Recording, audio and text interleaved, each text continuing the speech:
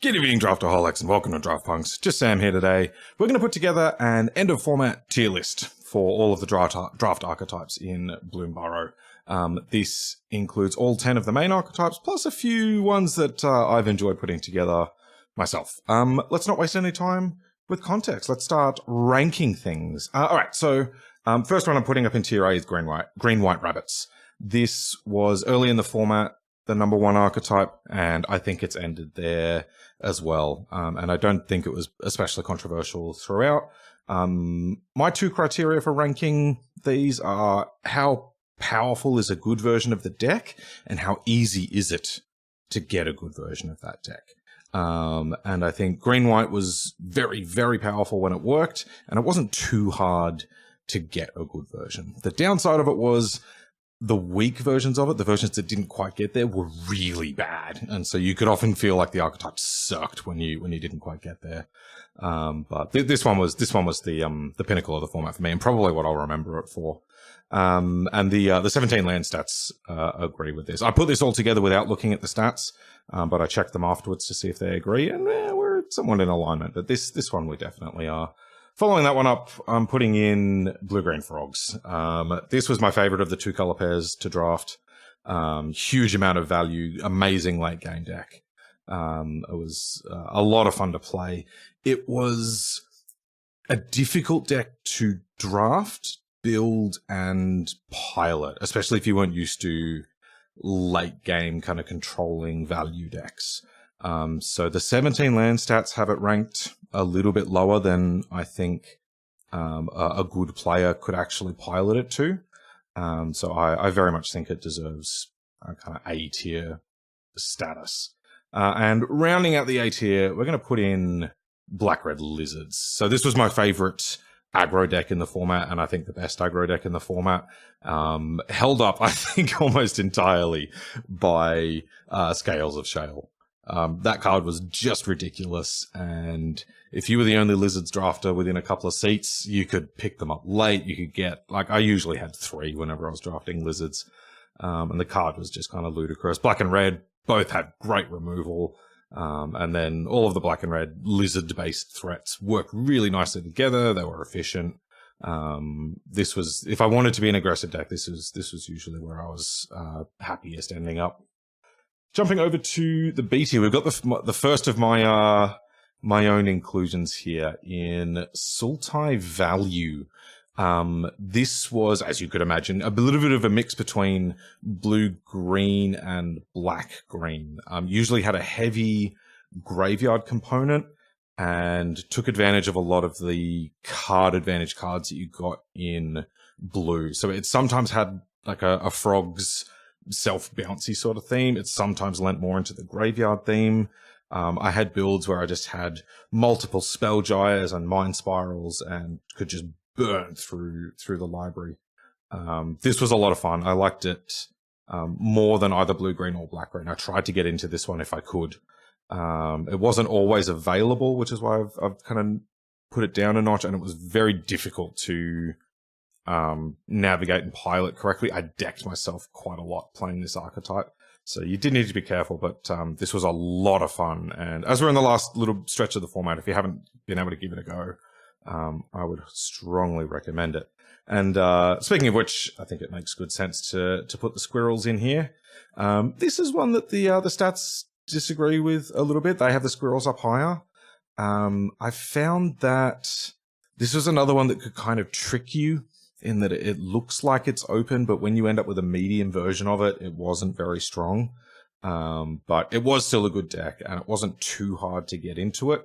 And so if you wanted a kind of grindy, graveyardy value mid-range deck, it was a good place to be. Like I mentioned, I preferred adding blue to it to get that Sultai value deck. But the squirrels was still a very good place to be.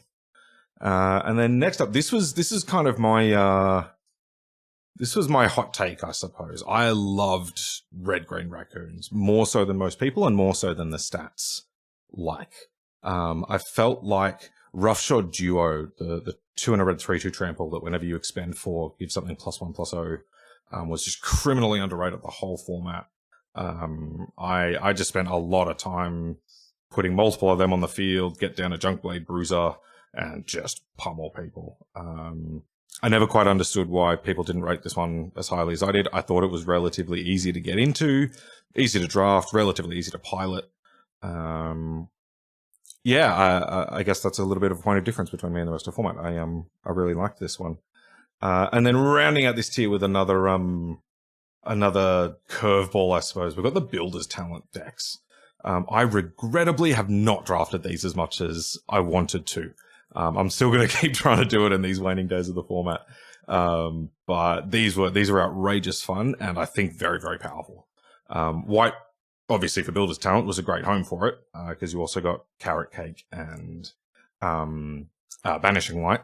And then I've paired it with either black or green, both of which give you a lot of the incidental food tokens that can then trigger it as well. I don't think I've done it with blue or red, but I'm very open to trying that. The card was very, very powerful. I think some other people can probably talk about it in a little bit more detail, but I think it deserves a place in the B tier just due to how powerful it is. Jumping into the C tier, we've got White Black Bats. This one has fluctuated for me. There was a period in the format where this would have been A tier. I've been wanting to do these videos throughout this format, but it kept changing for me every week, and I thought I just needed to do more drafts to get at the truth, when in reality, I think I should have just done them every week to just get a bit of a snapshot of each week of the format. So I'll hopefully do that with Duskmourn once we get there. So let me know if you like that sort of idea. But yeah, White Black Bats could be very powerful. It ate the aggro decks alive for obvious reasons, all of the life gain synergies. When you got there with a very good version of it, it could be very, very powerful. Having a lot of flyers in there helped in a lot of those kind of board stally games, but a lot of the time the stuff was just a little bit kind of small ball, and you'd just get the rabbits decks would go around you, and the lizards decks and raccoons decks would go over the top of you. And then the kind of late game value decks were better at doing that than you were. So like it was a good deck, but all of those decks that we've put above the list, I think just had a better avenue to victory. But I did still like the deck, and I didn't mind ending up there. Second major hot take coming in here. Get ready for this one. Yeah, blue-red. The discourse for the format has been blue-red is awful, it's terrible, it's atrocious, you shouldn't go into it. And I couldn't disagree more. The thing was, it was a difficult deck. It was difficult to know what you were supposed to do with that deck, because it looked like it was supposed to be like a prowess tempo deck where you play these 1 and 2 mana 1/1 prowess guys, and I don't think that's what it was at all. I think it was supposed to be a control deck.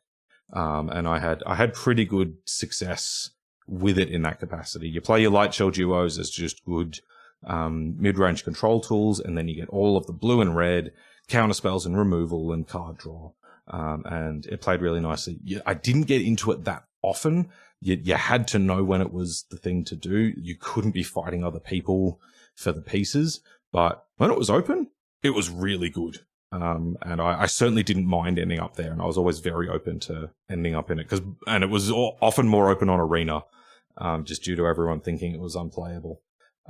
So I think the stats have it so far down because people didn't know what the deck was supposed to be, didn't draft it properly, and then once you're in there, that sort of deck is often harder to pilot, harder to navigate through the games. So I think that is generally reflected in the stats. But yeah, don't listen to the haters. I think blue-red was a lot better than people gave it credit for. Sitting below blue-red, I have red-white mice. Now, some of you might say that this is just me. I think I'm known to not like red-white. I think the good versions of red-white were unstoppable, just completely unbeatable. But the medium versions of it just could not get there. Your opponent just puts a 4 toughness thing on the board, and it was so difficult to punch through. I got tricked into this deck multiple times, and I had some success with it, but as the format grew on, it was not a place that I liked ending up. I thought that lizards and raccoons were a better place for a red aggro deck, and if you wanted to be a white aggro deck, I think you're better off going into rabbits. So yeah, not my favorite format for red-white. But as I say, the good versions of it, if you can get into a seat where it's just completely open for you, you will crush the table. So it certainly can be very powerful. And then rounding out the D tier, just to show you that I am not biased, this is not just me, I've got blue-black rats. Those of you who hang out on this channel will know I love blue-black more than anything. But I couldn't get it to work in this format. I did try it a couple of times. But I think in the end, if I wanted that sort of control-y late game deck, that Sultai deck I talked about before was the better place for it. Yeah, I had some medium success with blue-black, but it was not my favorite format for that one either, sadly. And then rounding things out, and this one I do agree with the stats and the broader commentary, Blue-White Birds, I think was a flop. I never saw a reason to get into it. It was never appealing. It mostly never seemed particularly powerful on the other side. I did get beaten by it from time to time, but I never had a successful version of it in draft myself. Sealed is a different story. Sealed, I think it could be quite decent. But yeah, this one just didn't quite get there for me. If you had success stories with blue-white, I'd love to hear them. But that was not my experience. That being said, with the exception of blue-white, I was happy to draft any of these. This is a ranking, I suppose, but I was totally happy to draft any of these if it was what was open. I would draft red-white, I would draft blue-black if need be. I thought that was totally fine. And that was actually one of the things I liked about this format. I thought it was very balanced. Any of those that I've got sitting above blue-white, I thought were totally fine, which was nice, because if this was a fairly narrow kind of 2-color archetype kind of set where 3 of the archetypes or 4 of the archetypes were completely unplayable, that would have sucked, and I don't think that's what this was. So there we go. That's where I've ended up in this format. Please drop me a comment. Let me know if you've got any additional thoughts on any of these archetypes, any that you would have had higher or lower. I thought this was a really dynamic format. It changed a lot week to week. But this is kind of where I ended up. I think we're about a week away from the end of the set. So this is kind of where I landed. That'll do. If you're new to the channel, we're the Draft Punks. I normally have my partner in crime, Adrian, here, but he's off being busy at the moment. But we do weekly draft videos where we kind of approach a format from a bit of a different sort of angle, lots of weird sort of decks that we like to draft. And we do pre-release guides and interviews with Simon Nielsen and all sorts of other fun stuff. So we'd love to have your subscription. To wrap things up, Adrian, can you tell me, what do they call a werewolf on YouTube? Oh, he's not here. It's a like and subscribe.